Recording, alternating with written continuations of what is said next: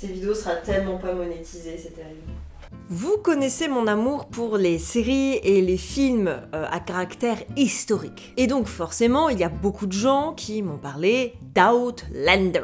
Et franchement, il n'y avait pas besoin de m'en parler, tout le monde en parle d'Outlander. Tout le monde m'a dit, tu vas voir, tu vas kiffer, c'est une romance dans l'histoire, si t'as aimé Bridgerton, t'aimeras probablement aussi Outlander. J'ai donc commencé la série Outlander il y avait quelques temps de cela, et j'avais abandonné au milieu de la saison 1 parce que la romance me plaisait pas des masses, Claire notamment ne me plaisait pas des masses, et donc j'ai arrêté. Et puis, je me retrouve fin juillet, désœuvrée dans le canapé de ma sœur, sur son compte Netflix, alors que j'étais en plein déménagement, et je me retrouve un petit peu à parcourir son catalogue, et je tombe sur Outlander, et je me dis, bon, donnons une seconde chance à cette série.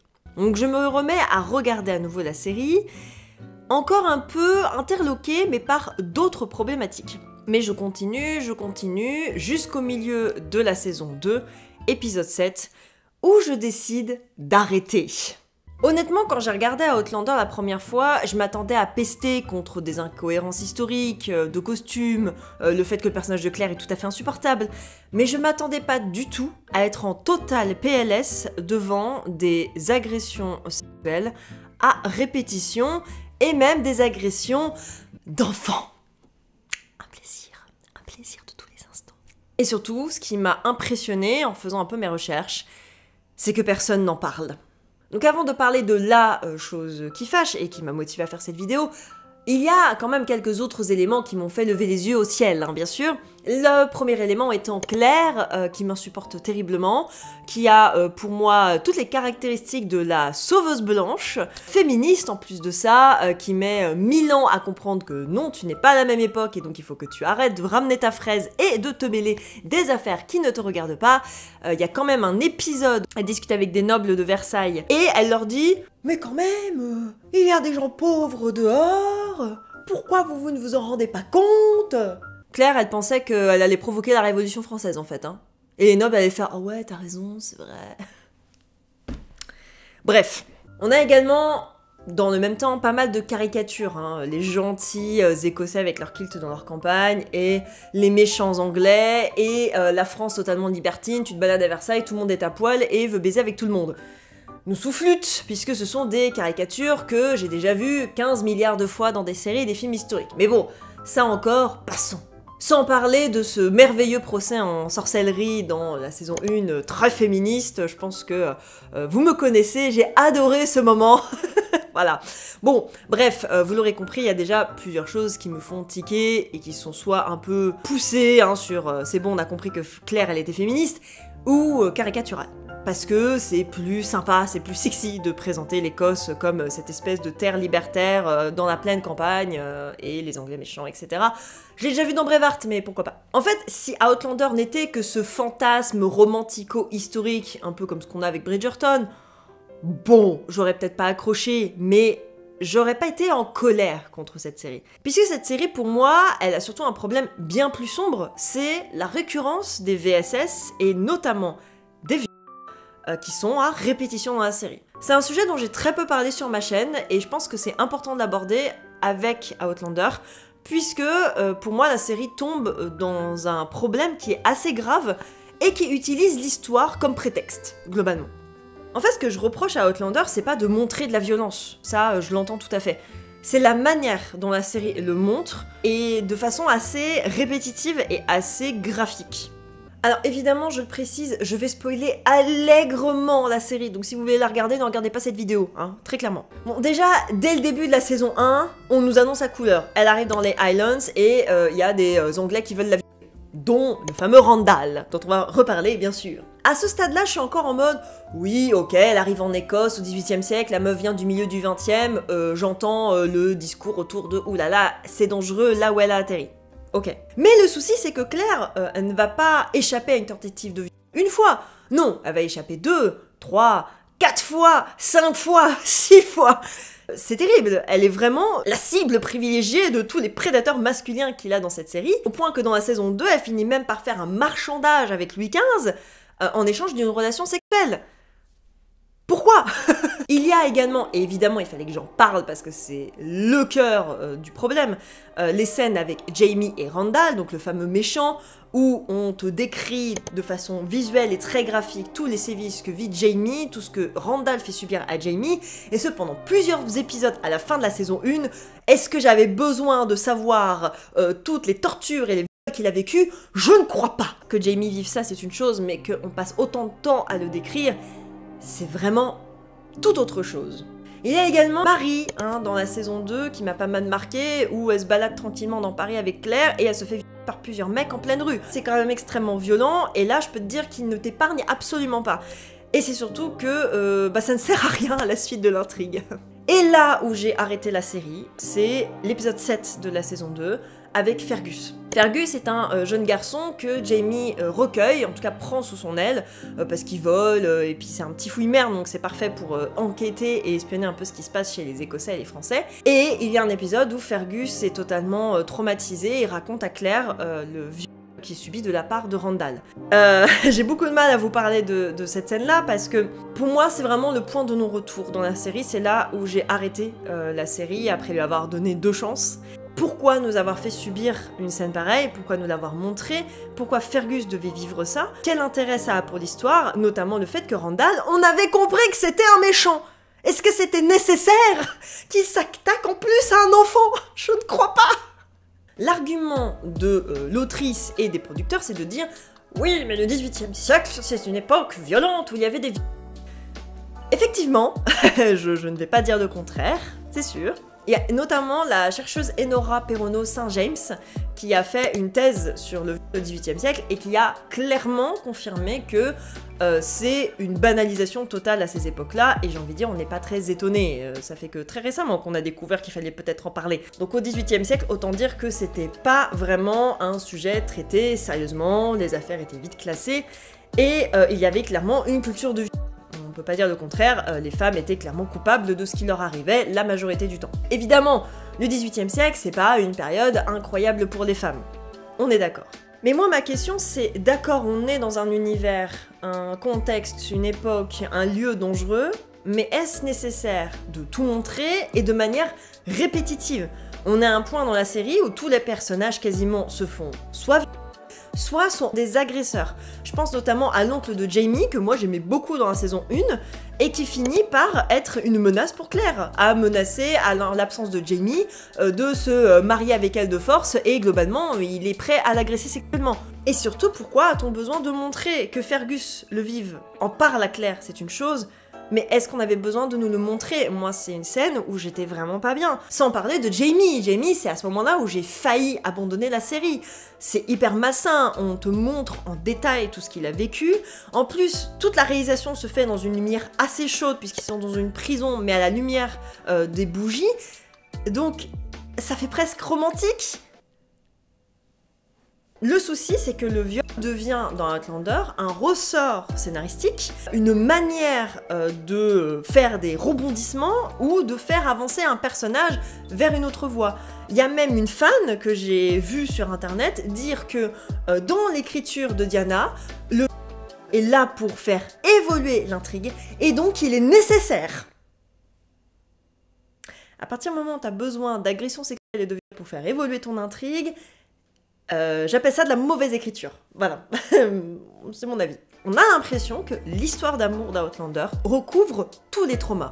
Parce que si t'as envie de faire évoluer l'intrigue, j'ai envie de dire, on est dans un contexte 18e siècle, il se passe plein de choses, pourquoi mettre des agressions sexuelles à tout va? Alors ce qui est argumenté aussi, c'est que dans Outlander, les agressions sexuelles sont traitées avec leur trauma. Les personnages ne sortent pas indemnes de ces expériences. Alors c'est tout à fait vrai pour Jamie, puisque on parle de ses PTSD par rapport à ce qu'il a vécu, sachant que concernant les hommes, c'est quand même un sujet qui est beaucoup moins traité, et surtout dans les fictions historiques, donc c'est quelque chose que je trouve assez cool. C'est le fait qu'on parle vraiment de tout ce qu'a vécu Jamie et de toutes les répercussions que ça a sur lui personnellement et sa vie de couple. Il en est à un point de dépression avancé, ce qui est tout à fait logique. Mais à Après ça, la relation amoureuse avec Claire reprend son fil conducteur de façon assez naturelle. Il finit par s'en mettre, le petit Jamie. Et puis sans parler de Claire, à quel moment elle a des PTSD. La meuf se fait agresser ou subit des tentatives d'agression à plusieurs reprises. Elle avance dans la vie, tranquillou. Et c'est incroyable parce que Claire, toutes ses relations avec les hommes sont toujours liées soit par le sexe, soit par du marchandage, une demande. Et du coup, on a vraiment cette domination masculine qui est omniprésente dans la série. Alors j'ai envie de dire, par rapport au XVIIIe siècle, ça peut être logique. Mais d'un autre côté, on parle beaucoup de female gaze dans Outlander, où en fait c'est Claire qui reprend la main et tout. Mais pas vraiment. En fait, c'est valable pour sa première relation avec Jamie, et encore il y en a qui m'ont dit qu'ils étaient pas d'accord avec ça. Par la suite, Claire est totalement dominée par tous les hommes qu'elle rencontre, et ce n'est absolument pas traité avec recul dans la série, c'est juste présenté comme un fait. Certains lecteurs des livres viendront après moi et diront « Tu ne trouves pas que c'est un peu un gueule cette scène ? Tout dépend de votre perspective. Il faut prendre du recul et se demander quel était le but. Est-ce que j'essayais juste d'être sensationnaliste ? Eh bien non, je n'en ai pas besoin. Mais j'avais un objectif, et il a beaucoup à voir avec la résilience de l'esprit humain. On ne traite pas le viol simplement comme quelque chose de destructeur qui ruine toute une vie. On le montre tel qu'il est. C'est terriblement traumatisant et destructeur, mais les gens peuvent s'en remettre. Comment y parviennent-ils ? Qu'est-ce que cela change pour eux ? L'histoire offre une large toile émotionnelle à explorer dont la majeure partie ne concerne pas l'acte violent en lui-même. Permettez-moi de dire que je ne suis pas convaincue.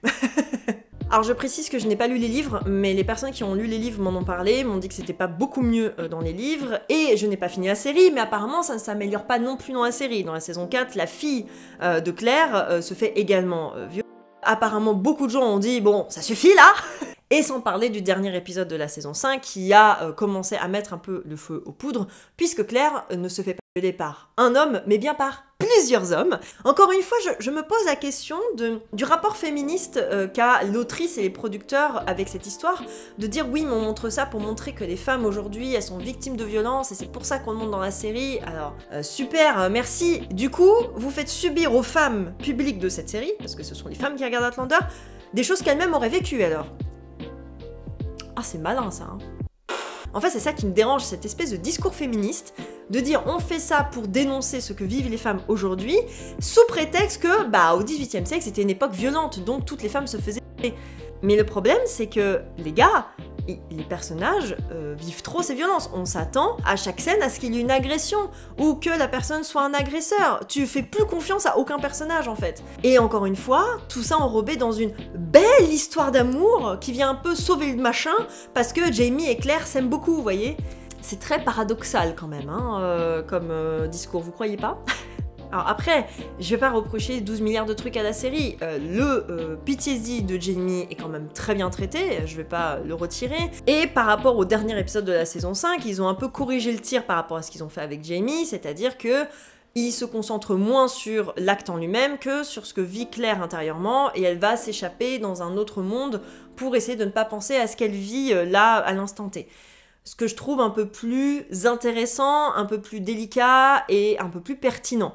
Mais il a fallu quand même 5 saisons pour que les producteurs se disent on va peut-être pas faire l'erreur qu'on a faite avec Jamie. Et j'ai vu beaucoup de gens sur Instagram me dire qu'ils avaient arrêté la série à partir de ce moment-là. Parce que pour eux, c'était une scène en plus de tout ce qu'ils ont vu, quoi. De tous les autres traumatismes, de toutes les autres scènes d'agression qu'on a pu voir dans la série. Donc c'est un peu too much. Après voilà, je vais pas tout jeter, il y a des choses très bien dans Outlander, j'aime beaucoup les décors, ils sont très bien faits, les musiques sont incroyables, les costumes ne sont pas dégueulasses, ils sont plutôt bien faits, bien que j'exècre la robe rouge de Claire, même si je sais qu'elle a une volonté dans l'histoire. Et comme je disais au début de ma vidéo, Outlander tombe dans cette espèce de piège que beaucoup de séries et de films historiques tombent, c'est leur rapport à la sexualité et à la violence dans l'histoire. Soit c'est romantisé, soit on passe sous le tapis. Alors, le côté violence et romantisé, j'ai pas d'exemple très précis en tête, mais je pense que vous en trouverez très facilement en commentaire. Il y en a beaucoup, je veux dire le nombre de séries et de films historiques qui parlent de guerre. Les VSS sont un outil de guerre et de domination puissante, donc forcément, fallait en parler quoi. Mais il y a aussi des séries qui en parlent et qui balayent un petit peu les PTSD qui peuvent être liés. Je pense notamment à Vikings, que j'avais aussi arrêté à cause de ça, parce qu'il y avait toujours cette question qui était abordée, les femmes vivaient toujours ce genre de choses. mais on parle pas des PTSD, des traumatismes que peuvent vivre ces femmes. Par contre, il y en a beaucoup moins, et c'est un peu plus sobre, c'est un peu moins graphique. Outlander a aussi été beaucoup comparé à Game of Thrones. Alors il faut savoir que je n'ai pas regardé Game of Thrones en partie à cause de ça, et aussi parce qu'on m'en a tellement parlé que j'ai plus envie de la regarder. Mais il y a beaucoup de gens qui m'ont dit que cette comparaison n'avait pas lieu d'être. Pour une raison très simple, c'est que Game of Thrones, pour beaucoup de gens qui l'ont regardé, c'est très concentré sur les intrigues politico-sociétales qu'il y a, sur les conspirations, sur l'univers un peu d'heroic fantasy qui est un peu la trame de fond de tout cela. Et qu'il y a effectivement des scènes de VSS, mais beaucoup moins, et c'est pas central à l'histoire. C'est des choses que vivent effectivement certains personnages, mais il y a rien où on appuie, où on répète ce genre de scène. Bah encore une fois, contrairement à Outlander. Et là où je pense que c'est un peu plus violent avec Outlander, c'est que Game of Thrones, on sait que c'est une série qui est sombre, qui est mystique, qui est de la fantasy, enfin voilà. Outlander ne se présente pas comme tel. Outlander, c'est une histoire d'amour dans un contexte historique bien défini. On est dans les Highlands au milieu du XVIIIe siècle, pendant la guerre contre les Anglais. Donc, c'est encore plus gênant d'avoir des scènes aussi répétées quand on te vend Outlander comme une belle histoire d'amour. En tout cas, c'est comme ça qu'on me l'a vendu, et c'est comme ça que tous les fans le présentent. Et c'est très paradoxal d'un côté d'avoir une Claire strong and independent woman, avec une female gaze, avec voilà, plein de personnages féminins forts, etc.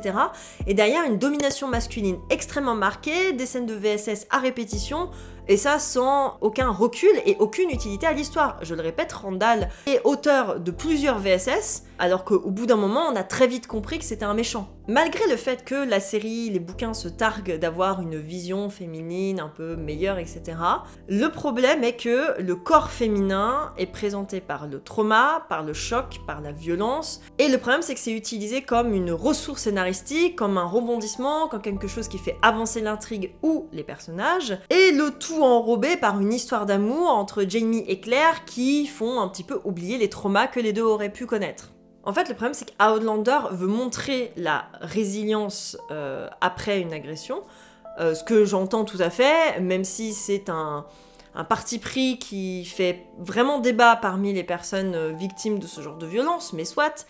Et le problème, c'est qu'elle montre beaucoup la résilience, mais en répétant ces actes-là, elle les banalise, et forcément, notamment je pense pour la série, on n'a plus le temps de parler des traumas à répétition que peut subir Claire. Enfin, je veux dire, la meuf, au bout d'un moment, elle va être détruite, quoi. Et je le répète, hein, elle est parachutée au XVIIIe siècle. C'est pas une époque dans laquelle elle est née, donc ça devrait être encore plus violent pour elle que ça soit aussi banalisé. L'argumentaire féministe et surtout historique de dire on l'a fait parce que à l'époque c'était violent et au regard de ce que vivent les femmes aujourd'hui, je trouve ça un peu hypocrite et pour moi c'est véritablement une excuse de façade pour justifier des scènes qui n'auraient pas lieu d'être et qui ne servent pas l'histoire et qui montrent encore une fois des époques violentes, des époques où on agresse, des époques où on est vraiment horrible.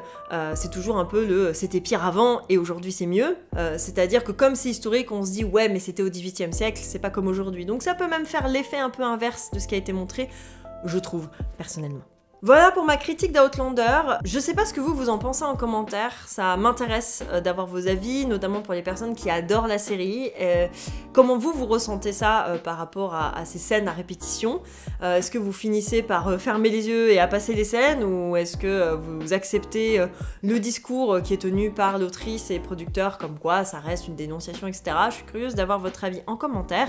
Moi en tout cas, je ne regarderai plus cette série, c'est terminé, au revoir. Voilà. J'espère que cette vidéo vous aura plu, vous aura intéressé, même si c'était un sujet bien plus lourd que ce que je peux aborder auparavant, mais ça me semblait quand même important un jour de le traiter, et j'étais tellement révoltée qu'il fallait que je vous en parle. Si ce n'est pas déjà fait, vous pouvez aller regarder la vidéo des 10 ans, un gros projet que j'ai sorti au milieu du mois de septembre, Le Grand Complot Norien, un docu-fiction qui est assez central pour ma chaîne. Voilà, donc n'hésitez pas à aller la voir si ce n'est pas déjà fait, et à aller voir le making-of également que j'ai sorti, d'où mon absence depuis un moment, puisque il a fallu un peu passer cette étape de la vidéo des 10 ans. On se retrouve à très bientôt pour de nouvelles vidéos, et d'ici là, prenez soin de vous. Ciao!